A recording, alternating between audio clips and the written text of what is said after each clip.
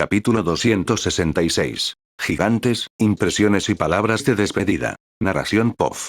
Toca esa arma y será lo último que harás en este mundo. Me pregunto qué se derretirá primero, ese hielo o tu carne. Las palabras del emperador resonaron en el viento mientras el aire a su alrededor seguía zumbando con energía. Entraste en mi casa, me faltaste el respeto frente a toda mi gente, y ahora te atreves a amenazarme. Ymir claramente no tomó con agrado las palabras de Enel. Los otros gigantes de abajo también empezaron a enojarse, sin apreciar el aparente desprecio de Enel por su rey. No te estaba amenazando, rey Ymir, te estaba dando una advertencia. Quizás fui un poco irrespetuoso contigo, rey gigante, pero no pude evitar enojarme con tus palabras. Enel suspiró y decidió dar un paso atrás, no queriendo que la situación se descarrilara más.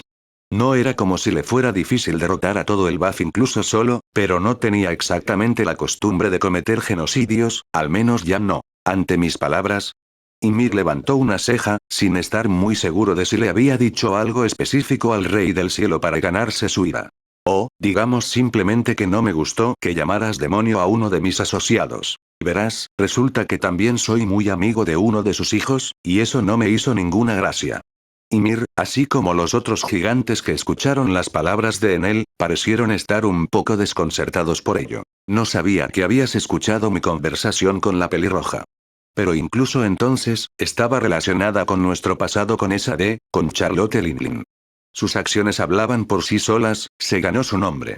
Ymir parecía mantenerse firme en sus palabras anteriores, independientemente de cómo pudo haber afectado en él. Resulta que conozco ese pasado del que hablas, las acciones de una niña que no podía controlarse.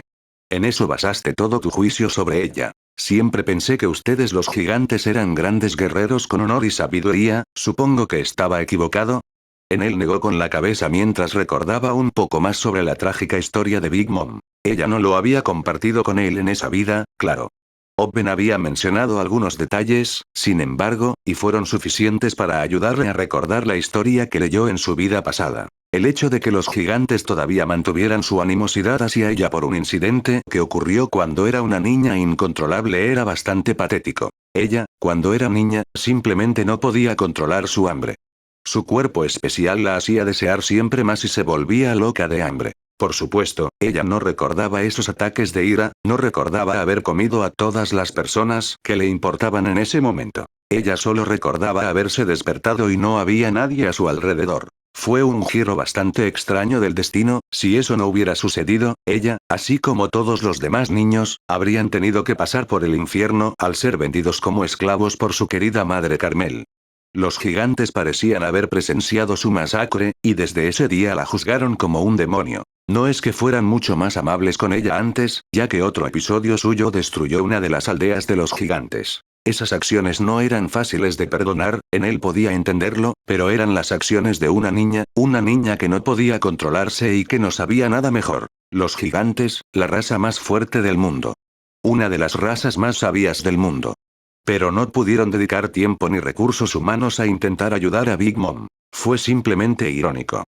Big Mom seguiría causando mucho sufrimiento a mucha gente, pero todo eso podría haberse evitado si los gigantes hubieran intervenido para ayudar a un niño necesitado. Al final, el acontecimiento redujo drásticamente la opinión que Enel tenía de los gigantes.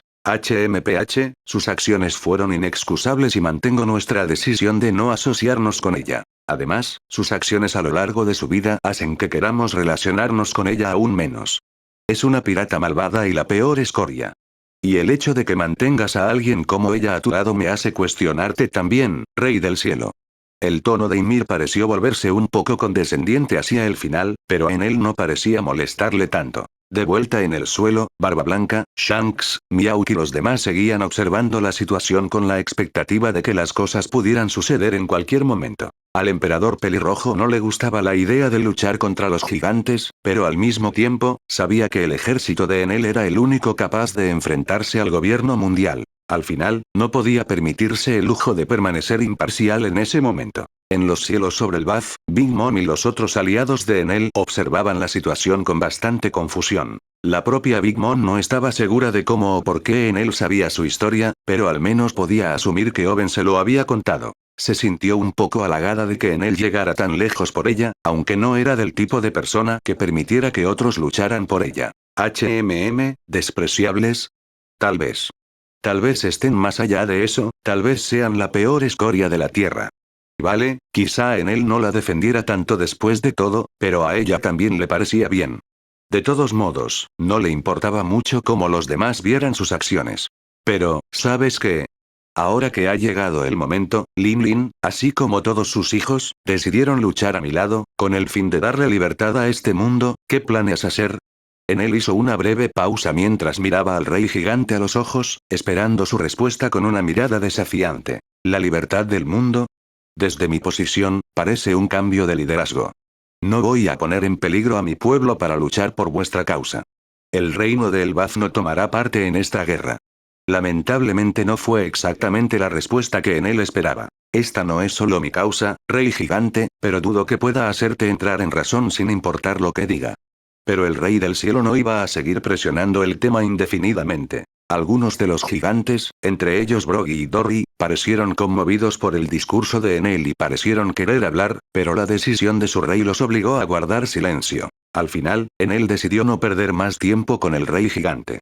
Simplemente le ordenó a Shiki que bajara a las islas para los piratas de Barba Blanca, los piratas de Pelo Rojo y Miauk. Incluso aunque se fuesen los gigantes, reunió un ejército bastante grande solo dentro de la isla de Elbaf. Pero antes de irse, echó una última mirada hacia Ymir, que ahora estaba de pie con los brazos cruzados y esperando que Enel y su ejército se fueran.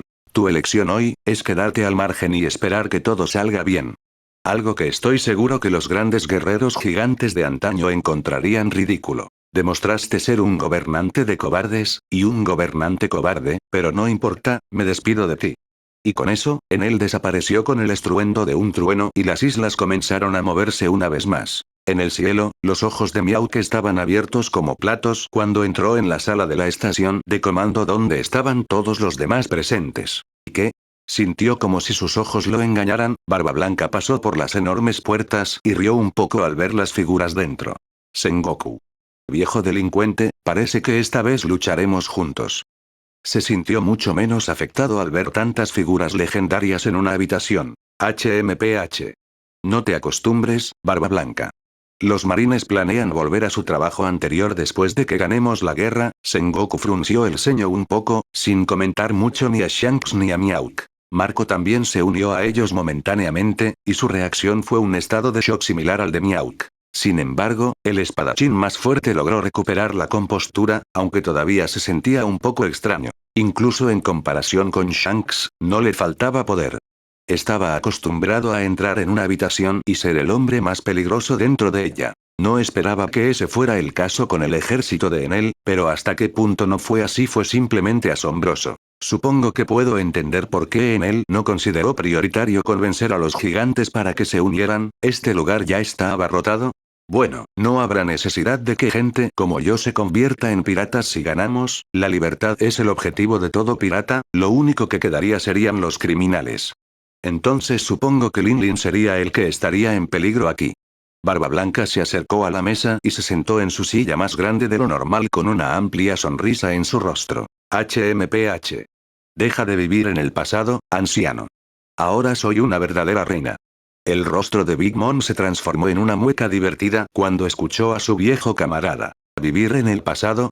Con la cantidad de reliquias que hay aquí, es difícil no hacerlo. Shiki se rió un poco mientras miraba la mesa. Basta decir que fue una reunión de viejas leyendas, cada una poderosa a su manera, gobernantes de sus generaciones. Aunque hubo algunas excepciones a la regla, como los almirantes, la mesa todavía estaba mayoritariamente llena de personas mayores. ¡Qué animados están hoy! Enel apareció ya sentado en su trono dorado, mientras la mesa y el mapa que había frente a ellos se abrían. Por supuesto que sí. Hay mucha gente nueva para presenciar este espectáculo de mierda, dijo Garp mientras le daba a Enel una amplia sonrisa. Bueno, estoy seguro de que todos tendrán tiempo para conocerse. Mientras tanto, todos deberíamos empezar a dirigirnos a nuestra siguiente parada.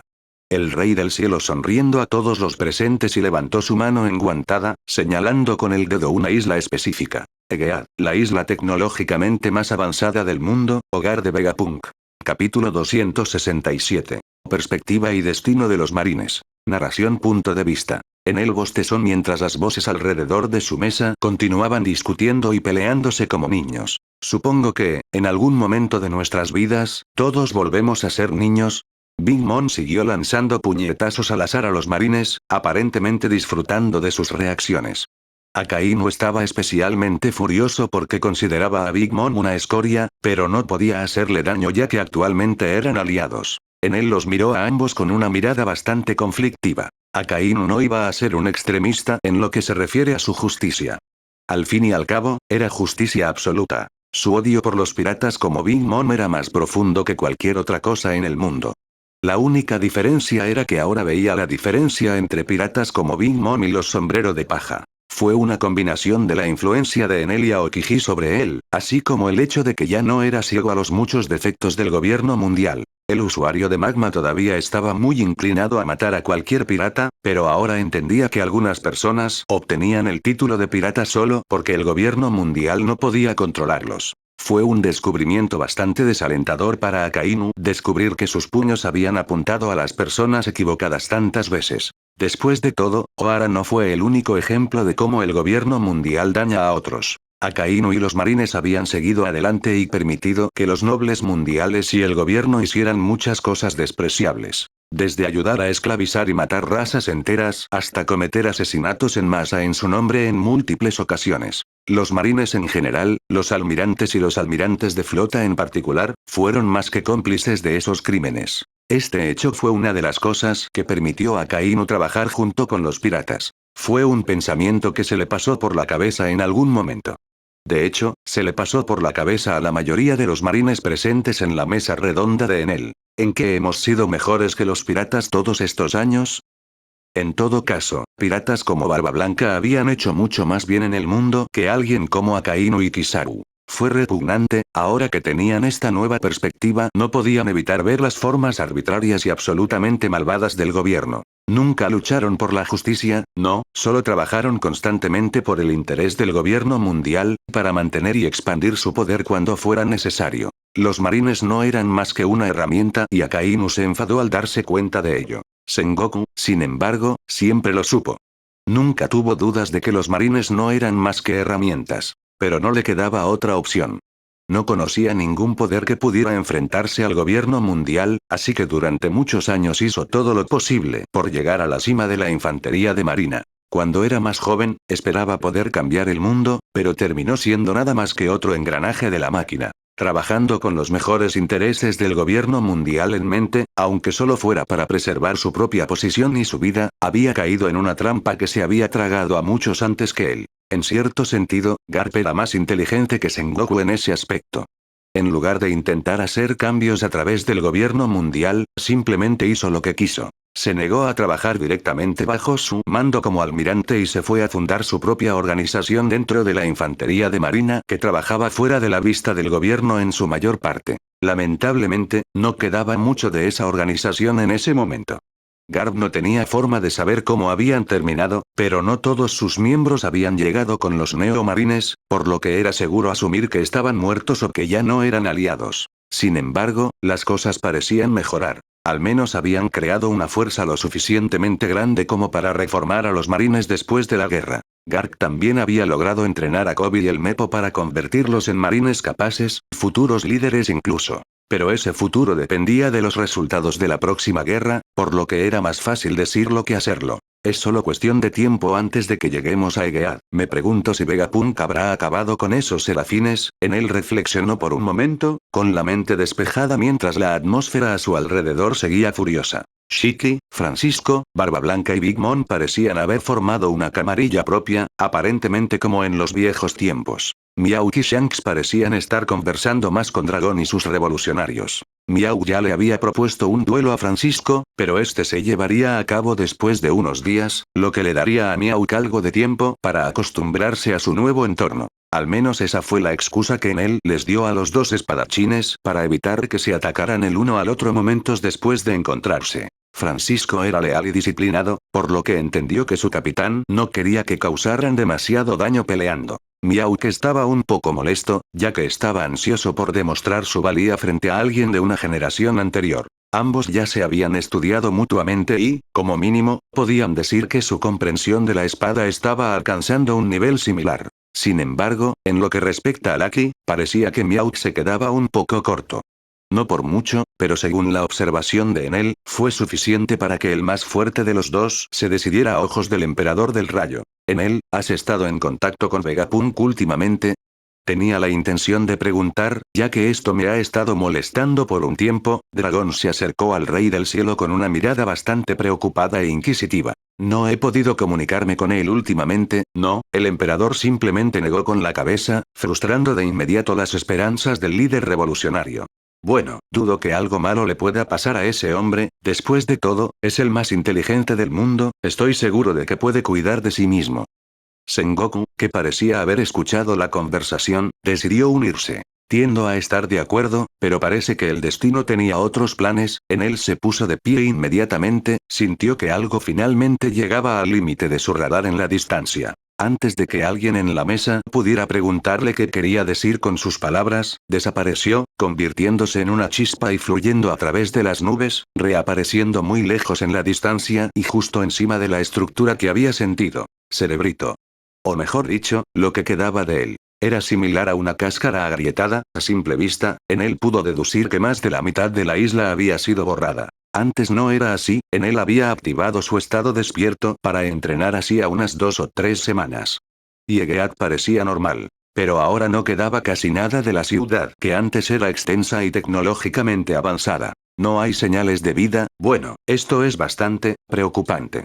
En un instante, el corazón de Enel retumbó y sus ojos se iluminaron y brillaron con relámpagos. El tatuaje en su espalda brillaba a través de su bata blanca, y la rueda de tambores se manifestó detrás de él. Sus sentidos se expandieron por todas partes, su mente fue bombardeada con innumerables corrientes de conciencia, nueva información para digerir. Todo habría sido demasiado abrumador, pero su estado de despertar le permitió pensar a velocidades inconcebibles, lo que le permitió estudiar esa información cuidadosamente. Después de unos segundos, con su radar extendiéndose a lo largo y ancho, sonriendo. Los Strahuad parecen estar bien, y parece que los Vegapunks están con ellos.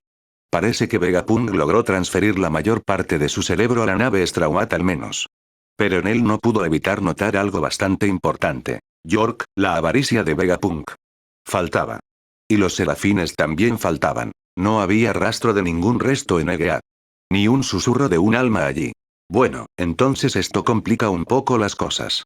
Al menos los sombrero de paja y los Vegapunks están a salvo en su mayor parte, será mejor que los demás también sepan sobre esto.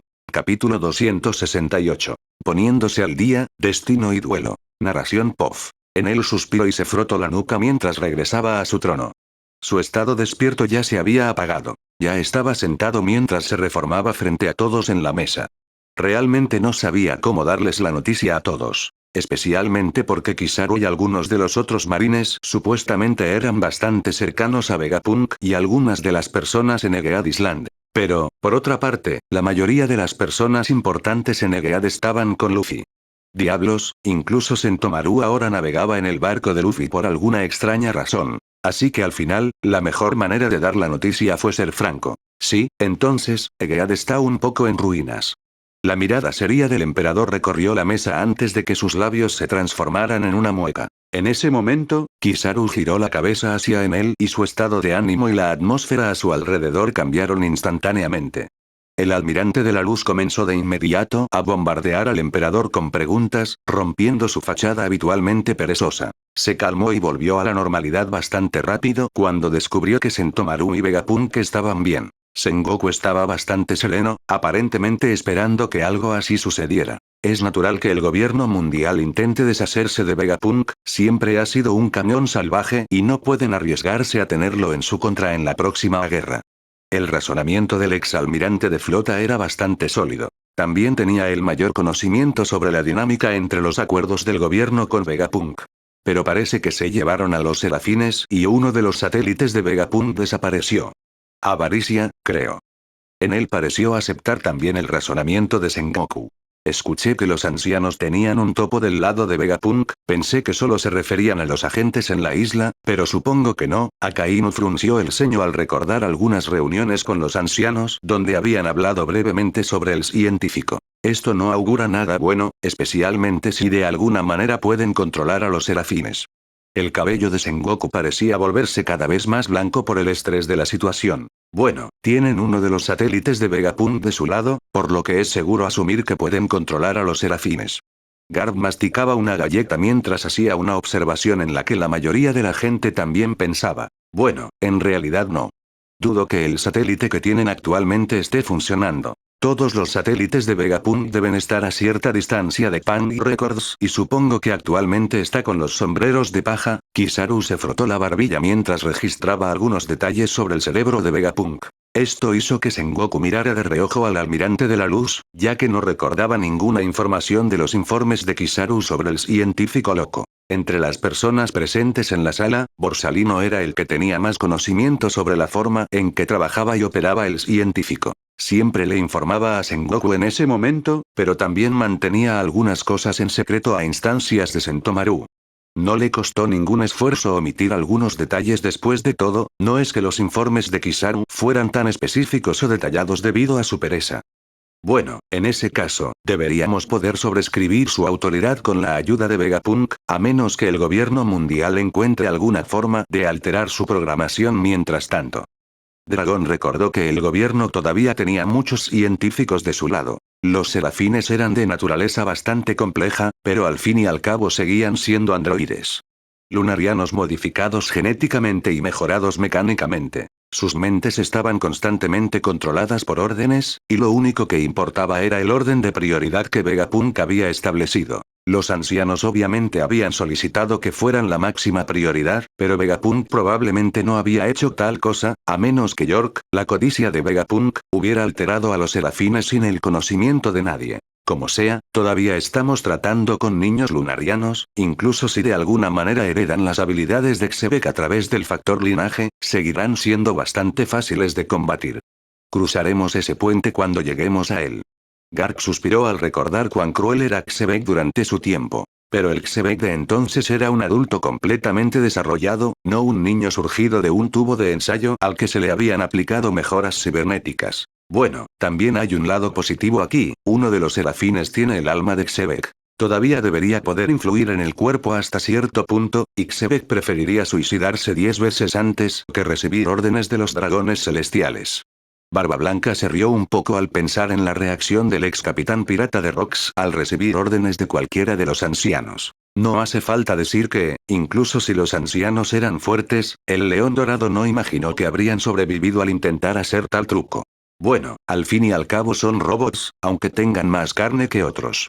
Los freiré con un movimiento de la mano si es necesario. En él se encogió de hombros y sacudió la cabeza, decidiendo no preocuparse más por eso. Existía la posibilidad de que luchar contra Imu ocupara toda su atención, pero con la ayuda de Luffy, estaba seguro de poder echar algunas miradas a un lado, aunque fueran muy breves. En su estado de vigilia, en él solo necesitaba un abrir y cerrar de ojos para arrasar una isla. Pero es muy probable que el gobierno también estuviera al tanto de eso, por lo que debían tener algo preparado. Diablos, el propio Raijin obviamente era capaz de hacer eso, y aún así perdió. Por eso en él esperaba que Imu pudiera contrarrestar casi todo lo que se le pusiera en el camino de alguna manera. Pero en él no se iba a rendir tan fácilmente. El destino había rescatado a Imu hacía muchos años y ahora no había forma de salvarlo. En él suspiró al sentirse un poco más seguro con esa línea de pensamiento. Luego abrió los ojos y sonrió. Entonces, ¿te importaría decirme por qué Miyauki y Francisco están uno frente al otro en una de las islas ahora mismo? La sonrisa de Enel se tensó un poco mientras miraba a las personas alrededor de la mesa con escrutinio. Había confiado en ellos y se había ido durante 2 minutos mientras miraba a Egea. Se dio cuenta de que no estaban en la mesa tan pronto como entró, pero decidió esperar un poco. Bueno, estaba claro que querían pelear, la única forma de detenerlos habría sido reteniéndolos físicamente, y dudo que alguno de ellos apreciara eso. Dragón recordó la atmósfera tensa en la habitación cuando los dos espadachines se pusieron de pie. Shiki fue quien les indicó una isla vacía, y fueron allí sin dudarlo. Sí, los chicos serán chicos al final del día. Big Mom parecía estar bastante emocionada de descubrir cuál de ellos saldría vencedor. En él solo suspiró, la mayoría de los marines no se molestaron en detener a los dos porque no podían molestarse, los revolucionarios no querían antagonizarlos y los piratas querían ver quién saldría victorioso. Parecía que el único que estaba en contra de su lucha era en él. Voto mayoritario, ¿eh? Si se acercan a lastimarse demasiado, los detendré. El emperador sacudió la cabeza y abrió sus sentidos, cerrando los ojos mientras trasladaba su mente a esa escena. Dracule Miauk, el espadachín más fuerte del mundo, con Yoru ya desenvainado y sostenido en ambas manos, con su espada apuntando a Francisco, el espadachín más fuerte de la generación anterior, ya agarrando su espada, el sable de Xebek en una mano. Sin decir palabra, se lanzaron a la acción, sus espadas destrellaron en una danza mortal. Al principio no usaron ningún haki, en cambio, demostraron su habilidad con sus espadas. Parecía un borrón de movimiento, cada golpe y parada ejecutados con precisión y gracia. Cada vez que uno ganaba terreno, se veía obligado a retroceder. De todos modos, cada corte, golpe y estocada era igualado en intensidad, fuerza y habilidad. El suelo a su alrededor se llenó de cicatrices mientras continuaban su baile, cada corte apuntando a un final, pero solo sirviendo para prolongar su batalla. Finalmente, los dos se empujaron hacia atrás y Francisco sonrió, levantando polvo mientras sus pies inmóviles se arrastraban por el suelo roto debajo de ellos. Ninguno de los espadachines dio un paso atrás y ninguno hizo ningún movimiento en ese momento. A lo largo de ese enfrentamiento, quedó claro que ambos tenían las mismas habilidades, pero eran completamente diferentes. Su comprensión de la espada era fundamentalmente diferente. Francisco confió en la velocidad, la precisión y las ráfagas sorpresivas de velocidad y fuerza. Miauk, por otro lado, era mucho más constante, su estilo más pesado y agudo. Era difícil de describir para Enel, que era un profano en materia de esgrima, pero el estilo de Miauk parecía más refinado en cierto sentido. Pero, aunque sus niveles eran similares, los resultados todavía variaban. Miauk tenía algunos rasguños muy pequeños, incluido uno en la mejilla, y Francisco tenía un rasguño un poco más grande en el torso. En general, se podría decir que la primera ronda terminó en un punto muerto. Debo decir, que no esperaba que fueras tan hábil. Pero el verdadero ganador solo se decidirá en el próximo combate. Francisco sonrió, sus ojos azules brillando con un tinte rojo mientras una amplia sonrisa se extendía en sus labios. No hay necesidad de palabras, dejemos que nuestras espadas hablen por nosotros. Miauk igualó su mirada en intensidad, una sonrisa más tranquila se extendió en sus labios mientras sus ojos amarillos brillaban con un tono verde. Las miradas de los espadachines se encontraron en el medio, y en un momento que pareció extenderse hasta la eternidad, el mundo a su alrededor se ralentizó y el aire crepitó con energía. El choque de sus espadas había provocado ondas de choque que recorrieron el aire y el suelo tembló bajo sus pies. Pero ahora era el momento de un tipo de choque diferente. De repente, el cielo sobre ellos se abrió.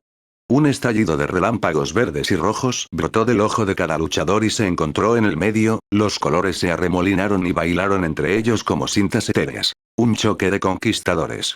Una batalla de voluntades que trascendía el mero combate físico.